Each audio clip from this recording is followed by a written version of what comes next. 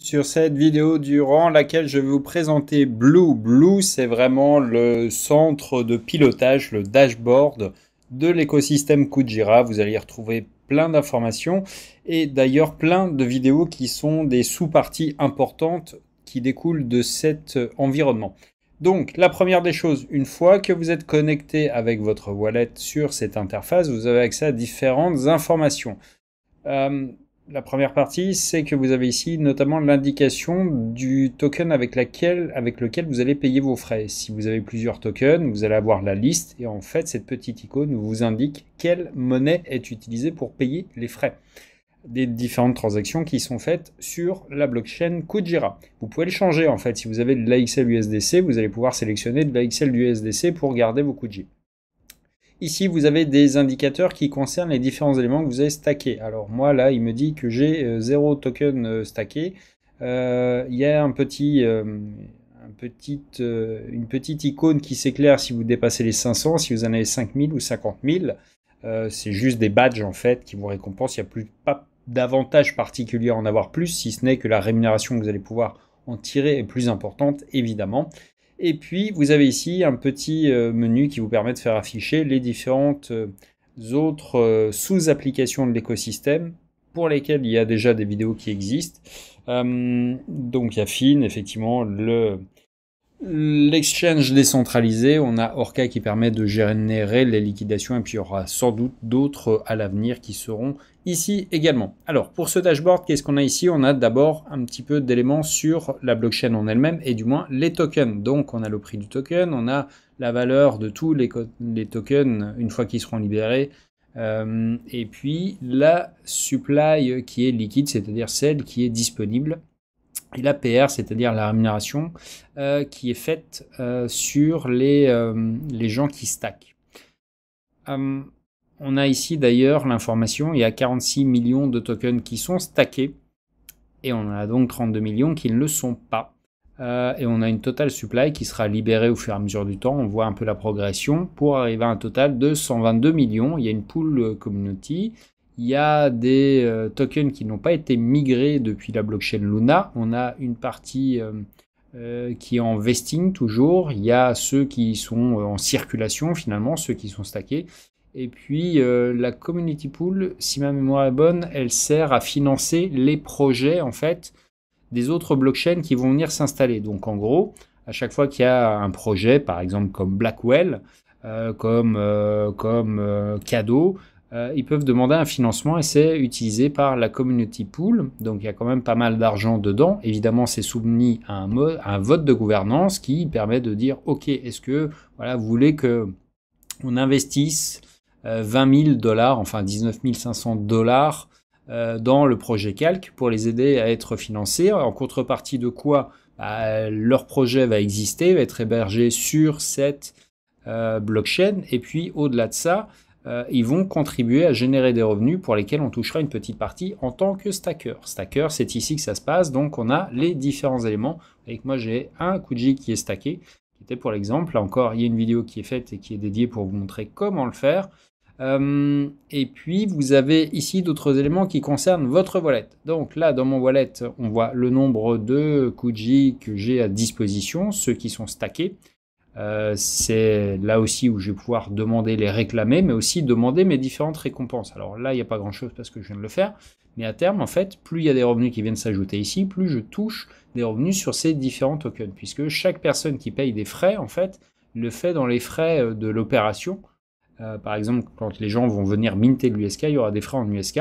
En fait, ces frais sont déposés directement en tant que reward dans la monnaie dans laquelle c'est fait. Donc on peut toucher de l'USK, de l'Atom, de tous les tokens qui sont listés sur Fin. Il y en a un certain nombre, il y aura même du BTC. C'est une petite exclue dont je vais reparler dans une prochaine vidéo. Et puis vous voyez que tout cela, c'est des tokens potentiellement sur lesquels vous pouvez vous retrouver en possession sans avoir besoin de les acheter en fait. Ensuite, qu'est-ce qu'on a ici? On a le swap. Swap, ça permet tout simplement d'échanger des tokens. Donc là, j'ai des Kuji, je pourrais échanger mes Kuji contre de la XL USDC, ou bien je pourrais les échanger sans passer par Fin, qui est donc sans faire de trading finalement, mais juste, voilà, je veux avoir quelque chose immédiatement, je veux de l'USK, boum, je pourrais avoir de l'USK ici, en cliquant en deux clics, en swap. Et vous voyez qu'il y a des petits frais, et ces petits frais, en fait, ils viennent au stacker.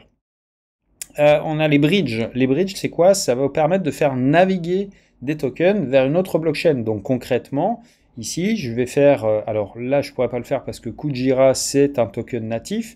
Mais disons que je suis sur la blockchain. Alors on va faire parvenir depuis la blockchain Kujira des Kuji et je pourrais les envoyer vers, je sais pas, Atom. Sauf que vers Cosmos Atom, sauf que eux ne supportent pas nativement le token. Encore que je dis ça peut-être. Mais ça serait plutôt dans le cas où si j'ai des atomes ici, je pourrais les envoyer vers le Cosmos Hub pour les stacker sur le Cosmos Hub que je retrouverai ici dans mon portefeuille Kepler et je les retrouverai ici tout simplement dans mon hub et là je pourrais venir les stacker. Donc faire naviguer des tokens d'une blockchain de l'écosystème Atom à une autre. Au-delà de ça, on a de la cross-chain. Cross-chain, ça veut dire au-delà en fait de l'écosystème Atom, c'est plus un bridge. Donc là, c'est pas forcément, on peut pas le faire sur tous les tokens, mais on va pouvoir soit faire entrer, soit faire sortir des fonds via Satellite Money, qui est un service d'Axelar. J'ai fait une vidéo, vous retrouverez le lien également dans la description, qui permet de faire venir de l'AXL USDC, donc d'envoyer de l'argent vers la blockchain Kujira, ou de le faire sortir d'ailleurs, sans avoir besoin de passer par un échange centralisé. Ensuite, on va pouvoir, et ça c'est vraiment le cœur du système aussi, minter de l'USK. Minter de l'USK, je vais en faire une vidéo complète, ça sera plus simple pour bien séparer les contenus et bien les présenter sans que ça fasse des vidéos qui durent des heures. Mais l'idée c'est quoi? C'est que pour l'instant, et ça évoluera avec le temps, mais pour l'instant, si j'ai de l'atome, je peux venir déposer de l'atome et emprunter de l'USK avec comme collatéral mon atome. C'est-à-dire que mon atome, il a une valeur là au moment précis de 15,70 et je ne vais pas pouvoir avoir 15,70 USK, c'est un stablecoin, l'USK, qui est backé par des actifs. Aujourd'hui, il y a Atom, demain, il y aura sans doute Kuji, il y aura d'autres tokens qui viendront se mettre qu'on pourra utiliser en collatéral. L'idée étant que, en fait, eh bien, on va ouvrir une position pour avoir donc un stablecoin qui est totalement décentralisé. Vous le savez, l'USDC ne l'est pas. Ou si vous ne le savez pas, vous le savez à présent. C'est l'USDC, c'est un truc qui est géré par une boîte centralisée aux États-Unis et qui, quand on leur demande, le gouvernement américain notamment, eh bien, peuvent geler des fonds. Ils peuvent rendre totalement inopérants vos stablecoins. Donc en fait, c'est de l'argent qui vous appartient pas vraiment, puisqu'en réalité, s'il est stable, il n'est pas décentralisé. Alors, c'est pas un gros risque en soi si vous n'êtes pas un trafiquant ou quoi que ce soit, mais c'est quand même dans la philosophie quelque chose qui est navrant. Donc l'idée, et puis au-delà de ça, en fait, on a aussi cette problématique qui est liée au bridge. L'AXL USDC, c'est pas tout à fait l'USDC, c'est un bridge, il y a toujours un petit risque qui existe, là encore, c'est pas un énorme risque, mais ça fait peser des risques qui sont inutiles. Bon, là aussi, il y a des risques avec l'USK qui sont différents, il y en a aussi, il y a toujours des risques, quoi qu'il en soit, mais c'est une autre manière d'appréhender cette philosophie. Donc l'idée, c'est quoi? C'est que je viens déposer de l'atome et je viens récupérer de l'USK, je viens le minter. Alors pourquoi de l'USK? Parce qu'un USK, ça vaut un USD. Et en fait, ça vous donne un stablecoin qui est adossé à quelque chose. Et ça permet notamment de faire du trading. Ça sera de plus en plus le cas sur FIN. On voit que là, on a du Kuji contre USK, de l'atome contre USK. Donc on peut déjà trader ces paires-là à la place de le faire en AXL USDC. Et ça, c'est une manière de faire évoluer l'écosystème qui est extrêmement intéressante, d'autant que pour les gens qui stackent, encore une fois, à chaque fois qu'on va minter, qu'on va emprunter de l'USK, eh bien, on va générer des frais et ces frais seront reversés au stacker.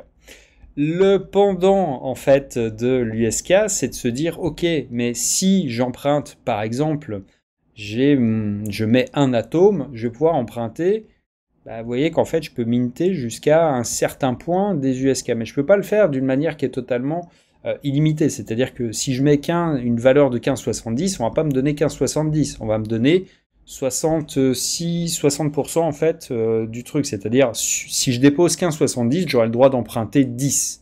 Sauf que si Atom commence à descendre et que ça se rapproche trop près du prix de mon collatéral, je vais être liquider. Et c'est là où intervient la dernière pierre de cet écosystème qui est Orca. Orca, ça vous permet de participer aux liquidations de collatéral. Les gens qui n'ont pas remboursé leur collatéral, on va pouvoir enchérir pour racheter leurs atomes quand ils se feront liquider. Et vous pouvez venir déposer là encore une enchère pour profiter d'un atome avec un discount de 2%, de 3%, etc., etc. Donc aujourd'hui, c'est pas forcément quelque chose qui est extrêmement pertinent dans le sens où il n'y a pas beaucoup de volume pour l'instant, parce qu'ils viennent juste de le lancer. Et encore une fois, c'est là en phase de test grandeur nature. Vous voyez que le volume, sur la supply aujourd'hui, c'est 187 000 $, ce qui n'est pas énorme. Et là, ils veulent ne pas dépasser 1 million. Le temps d'avancer progressivement, mais l'idée, c'est que tout l'écosystème finisse par tourner sur l'USK. Donc encore une fois, c'est un système qui est proche dans l'idée de ce qui se faisait sur Luna, avec les risques en moins, dans le sens où déjà ils maîtrisent la supply beaucoup plus. Luna, c'était quand même et l'UST, c'était plus de 15 milliards de dollars. Plus de 20, enfin au total l'écosystème pesait plus de 40 milliards entre Luna et l'UST. Là on est sur des chiffres qui n'ont rien à voir, donc les risques ne sont pas du tout les mêmes, et quoi qu'il en soit, en fait leur volonté c'est pas d'appuyer tout le stablecoin USK sur le Kuji, mais sur un panier en fait d'assets, ce qui rend beaucoup plus compliqué en fait l'attaque, et puis surtout en ayant des mécanismes qui sont plus tenables et plus sains dans le temps. Bref. Tout ça pour dire que, encore une fois, quand il y a des liquidations, il y a des frais. Les frais reviennent pour partie aux stackers. Donc voilà pour ce centre de contrôle. Alors il y aura peut-être des choses qui viendront se rajouter au fur et à mesure du temps. J'en ferai des vidéos qui seront dédiées, mais voilà, vous avez entre les mains donc tout ce qu'il faut savoir sur Blue, qui est finalement le centre névralgique un petit peu de tout l'écosystème aujourd'hui, qui vous permet de voir un petit peu tout ce qui s'y passe, et puis de participer à la gouvernance, puisque vous pouvez à chaque fois, quand vous êtes stacker, c'est pas parce que vous avez des Kuji, mais parce que vous avez des Kuji qui sont stackés, que vous avez le droit de donner votre avis, votre vote compte, vous participez aux décisions. Vous voyez que là, il y a Sea Shanty pour attribuer des fonds en fait pour financer leur développement et faire en sorte là encore que, ils viennent améliorer l'écosystème, ils viennent apporter leur pierre, et encore une fois pour avoir quelque chose qui génère à terme plus de revenus pour les stackers, c'est-à-dire avoir quelque chose qui soit basé vraiment sur des services qui produisent des vrais revenus, et pas juste en disant on imprime des tokens et on vous promet de cette manière-là 100% de rendement, 200% de rendement, 300% de rendement. Et c'est simple en fait pour certains protocoles, puisqu'il suffit d'imprimer de nouveaux tokens. C'est de l'inflation en fait. C'est quelque chose qui est sexy sur le principe, certes, mais qui n'est pas tenable dans le temps. C'est un petit peu comme si Apple imprimait de nouvelles actions pour payer des dividendes. Non, Apple, pour payer des dividendes, vend plus de téléphones, plus de services, génère de l'argent, et cet argent, elle en donne une partie aux gens qui sont des actionnaires, qui ont acheté des parts d'Apple, et c'est comme ça que ça marche, et c'est comme ça que c'est tenable. C'est pas en imprimant plus d'actions, mais c'est en vendant plus de services, en faisant plus d'argent, qu'on récompense les actionnaires. Et c'est cette philosophie que j'aime beaucoup derrière le projet Kujira. Encore une fois, ça n'est pas un conseil d'investissement, c'est à vous de voir pour le coup, mais je vous donne un petit peu toutes les clés. Donc si cette vidéo vous a intéressé, vous a plu, vous a un tant soit peu motivé, eh bien laissez un like, un commentaire, n'hésitez pas à partager, puis surtout abonnez-vous à la chaîne, puisqu'il y a plein de vidéos à venir, parce que cet écosystème il est bouillonnant, on est juste au début, et c'est quelque chose qui, encore une fois, j'ai pas de boule de cristal, personne n'en a une. Ce que je sais, c'est qu'aujourd'hui, l'équipe, elle délivre vraiment beaucoup, c'est qu'ils ont une vision que j'aime beaucoup. Est-ce que c'est pour autant une garantie de succès? Non, bien sûr, mais c'est quand même une condition, à mon sens, indispensable pour espérer effectivement que cet écosystème il soit successful. Mais encore une fois, il y a de bonnes valeurs, il y a une bonne vision. Maintenant, l'exécution et la réussite, c'est deux choses encore qui sont plus incertaines. Mais en attendant, je trouve qu'il y a de bons fondamentaux derrière tout ça. À vous de voir, et à très vite dans une prochaine.